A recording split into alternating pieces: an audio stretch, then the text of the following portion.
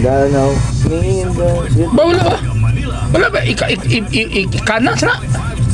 Idana? Ang ragay, Idana dia. Na Idana.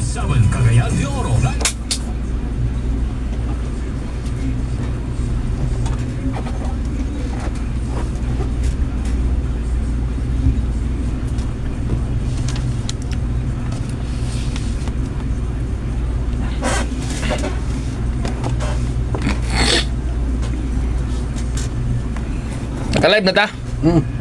Live.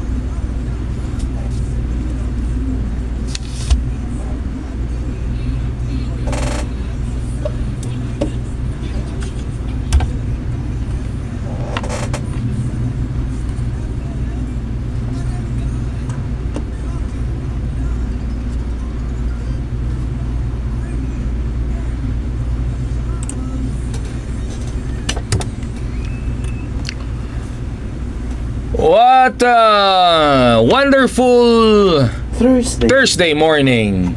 I don't know if wonderful ba kay Papa Chubbs. Merong pinagdadaanan si Papa Chubbs ngayon, mga kabarangay. Ang importante, Papa Arding, nakatunga ko karon. Medyo nawala akong tingog kay. Nangayok og tabang kabarangay. Imagine ninyo, mga kabarangay, pareho kadako ni Papa Chubbs.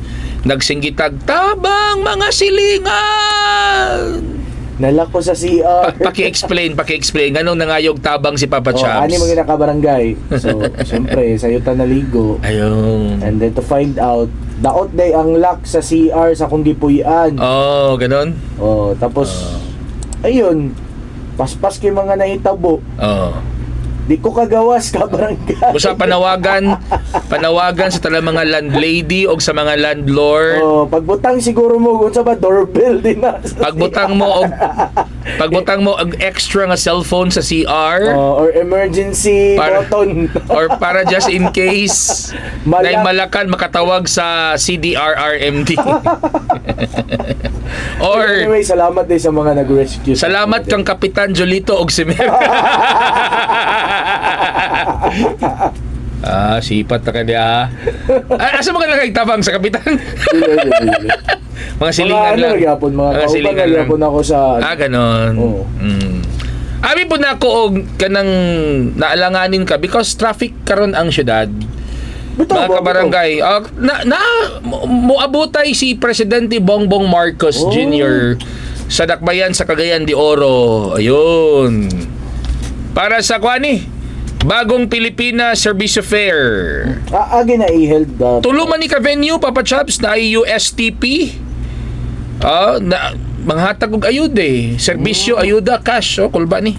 Diya sa USTP, alas 9 mag-start, angkod alas 10. Naapod sa West Central Elementary School. Alas 10, pengon sa alas 11, og ang dito rin sa Pimentel Convention Center 2 p.m. to 3 p.m. I think dito sa Convention Center mula ho si President Bongbong Marcos Jr. Yun. More or less nasa mga 30 to 40,000 ang mahimong beneficiary aning kwan. Duha ni siya kaadlaw until tomorrow ni siya, mga kabarangay. So muna akong abi na kung na traffic si Papa Chubbs. Sa CR pa lang dahil na traffic na. Magsapon siguro man ni President dito. Bagong Pilipinas na Servicio Fair, dakbayan sa Cagayan de Oro.